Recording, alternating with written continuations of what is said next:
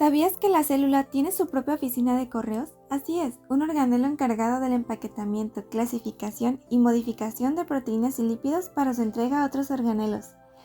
Este organelo es el aparato de Golgi, descubierto en 1898 por el científico italiano Camillo Golgi, quien utilizó tinción con sales de plata en células nerviosas.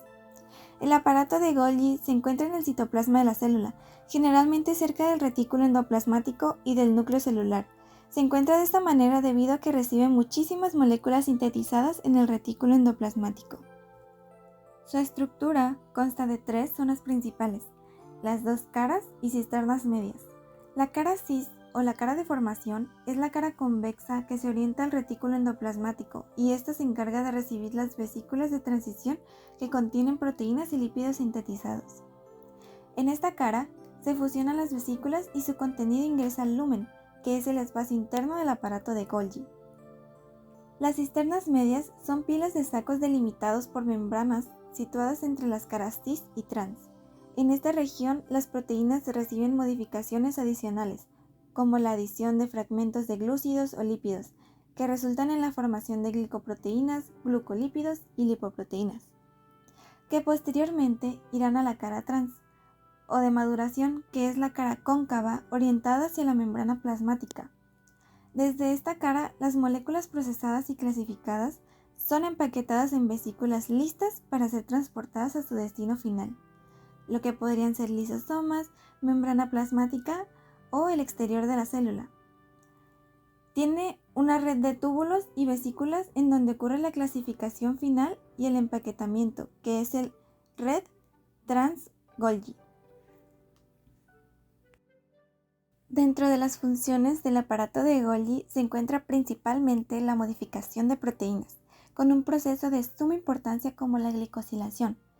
Tenemos la N-glicosilación, en donde el Golgi puede modificar las cadenas de oligosacáridos que se añadieron a las proteínas en el retículo endoplasmático, y la O-glicosilación, donde añade nuevas cadenas a ciertos aminoácidos. Las modificaciones son cruciales para el plegamiento correcto, estabilidad, función y direccionamiento de las proteínas. También tenemos la fosforilación y sulfatación, donde se agregan grupos fosfato y sulfato a las moléculas. Ayuda a completar ciertos lípidos como esfingolípidos o glucoesfingolípidos, además de participar en el transporte de colesterol dentro de la célula. El aparato de Golgi actúa como un centro de clasificación. Las moléculas que viajan a través de las cisternas son marcadas y reconocidas para dirigirlas a su destino correcto. Las moléculas se empaquetan en vesículas de transporte que salen de la cara trans. Además, el Golgi es responsable de la formación de los lisosomas, organelos que contienen enzimas digestivas. Las enzimas lisosomales son sintetizadas en el retículo endoplasmático.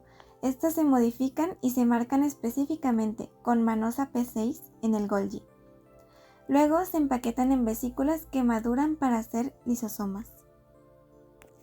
Además, tenemos otras funciones como la proteólisis, que se utilizan algunas proteínas precursoras como proproteínas, que son cortadas en el Golgi para convertirse en su forma activa final. Por ejemplo, la proinsulina se convierte en insulina.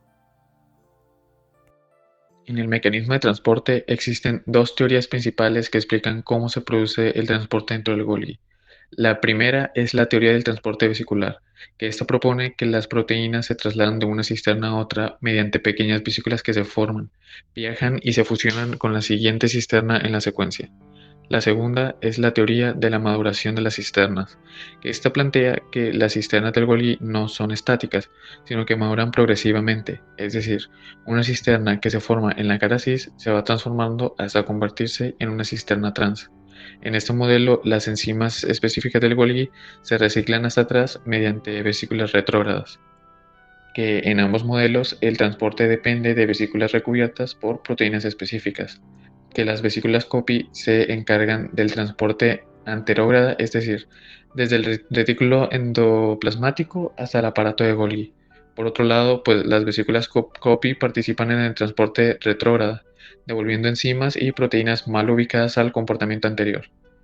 Una vez que esas proteínas han sido modificadas y clasificadas en la cara trans, el Golgi las empaca en vesículas de transporte que las dirige a su destino final, que puede ser tanto la membrana plasmática, los lisosomas o diferentes regiones intracelulares, que eso ya sería dependiendo de su función.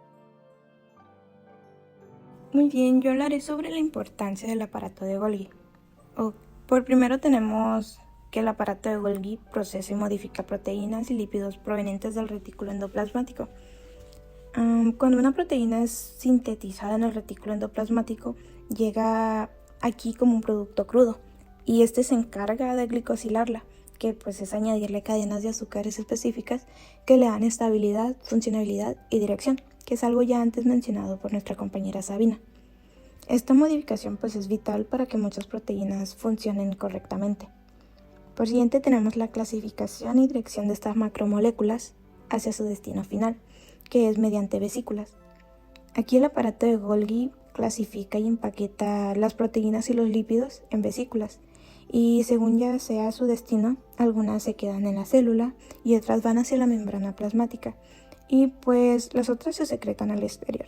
Esto también ya se ha mencionado anteriormente en el medio de transporte. Por siguiente tenemos que el aparato de Golgi participa en la síntesis de polisacáridos y en la formación de lisosomas. Los lisosomas pues son los orgánulos encargados de degradar materiales de desecho. Si no tuviéramos el aparato de Golgi aquí, pues los lisosomas no se formarían de una manera correcta y la célula iría acumulando bastante basura tóxica. Y como dije, también participa en la síntesis de polisacáridos, que es pues un proceso fundamental para mantener la estructura, la comunicación y la función de las células, tanto animales como vegetales. Por último, pues el aparato de Golgi es esencial para la secreción celular y el mantenimiento de la homeostasis intracelular. En células especializadas como el páncreas o las neuronas, el aparato de Golgi pues es fundamental para la secreción de hormonas, enzimas y neurotransmisores. Y en la homeostasis intracelular, pues tiene muchos papeles que serían como regular el pH, los niveles de calcio, también en el tráfico de proteínas, degrada la degradación de desechos, regula el ambiente dentro y fuera de la célula. También participa en la formación de lisosomas y responde al estrés dando respuestas compensatorias similares a las del retículo endoplasmático. Muy bien, con eso acabo hablando sobre las importancias. Ok, ahora les voy a hablar sobre la enfermedad del Alzheimer. Todos los aquí presentes hemos escuchado sobre esta enfermedad y hemos visto personas que lo padecen y sabemos que es una enfermedad que causa pérdida de memoria y un deterioro cognitivo. Hoy hablaré sobre la relación entre el aparato de Golgi y esta enfermedad y cómo un mal funcionamiento en puede contribuir a la progresión de esta enfermedad. Como anteriormente mi compañera Sabina les ha hablado y explicado, el aparato de Golgi está encargado de modificar, empaquetar y distribuir proteínas y lípidos. Y se ha observado en personas con Alzheimer que el aparato de Golgi sufre una fragmentación, que pues significa que la estructura o la arquitectura de este aparato de Golgi, que normalmente está en redes organizadas, se rompe en fragmentos más pequeños, como pueden observar en la imagen. Y pues uno de los principales causantes de esta fragmentación es la proteína tau, que es una proteína que en condiciones normales, o sea, en personas que no padecen esta enfermedad, estabiliza los microtúbulos del citoesqueleto, pero en las personas que padecen de Alzheimer, esta proteína sufre modificaciones anómalas, que serían la hiperfosforilación, que la vuelven tóxica. Esta proteína, pues ya alterada, interfiere con la organización del aparato de Golgi y lo fragmenta, y esto dificulta el transporte intracelular. Por ende, el aparato de Golgi, pues al no tener un funcionamiento correcto, las neuronas no procesan ni transportan adecuadamente las proteínas clave. Y además todo esto causa un estrés en el aparato de Golgi que contribuye a la acumulación de la beta-amiloide, que es un péptido que todos tenemos en el cerebro. Pero en las personas que padecen esta enfermedad, su procesamiento se altera también y se vuelve tóxica. Y pues es otro componente central para la enfermedad del Alzheimer.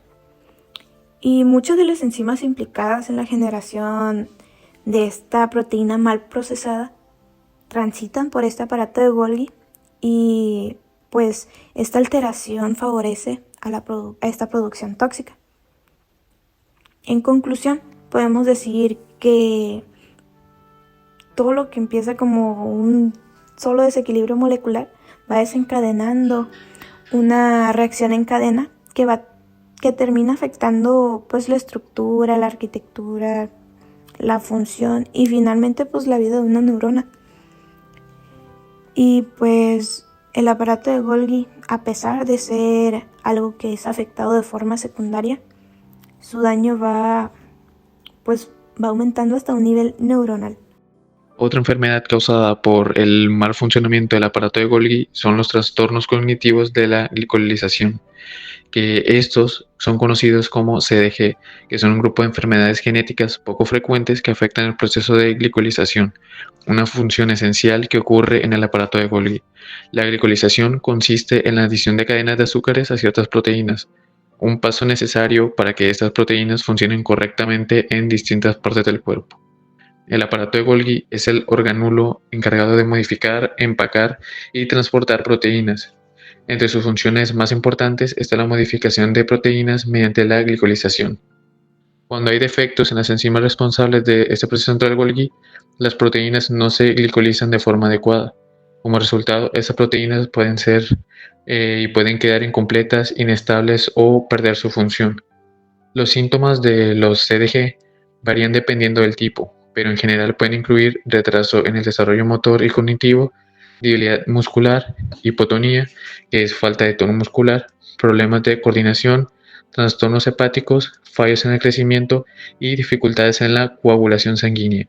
Algunos casos pueden ser leves, mientras que otros pueden llegar a ser graves o incluso mortales en la infancia.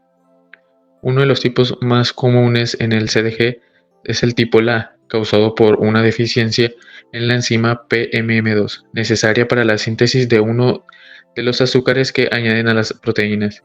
Este tipo afecta a múltiples sistemas del cuerpo, especialmente el sistema nervioso central. Después de haber hablado sobre el aparato de Golgi y su papel fundamental, nos es imposible no reconocer lo impresionante que es el funcionamiento de este, que aunque muchas veces nosotros somos inconscientes de todo lo que se está llevando a cabo en una célula, esta pues sigue haciendo su tarea de forma automática. Y cuando hablamos sobre el aparato de Golgi, podemos hablar de él como una fábrica que está perfectamente administrada y está cumpliendo con su trabajo de forma eficiente. Pero el hecho de que algo dentro de este falle puede desencadenar enfermedades tan serias como las que ya hemos hablado anteriormente, que afectan nuestra calidad de vida de forma grave. Entender cómo funciona el aparato de Golgi y el por qué es tan importante no solo nos ayuda a valorar la complejidad del cuerpo humano, sino también a tomar conciencia del impacto que tiene la ciencia en nuestra salud y bienestar, y cómo ésta siempre está buscando mejorar esta calidad de vida de las personas que padecen esto y buscar una solución. Aprender sobre el aparato de Golgi a fondo también es aprender sobre nosotros mismos. Muchas gracias.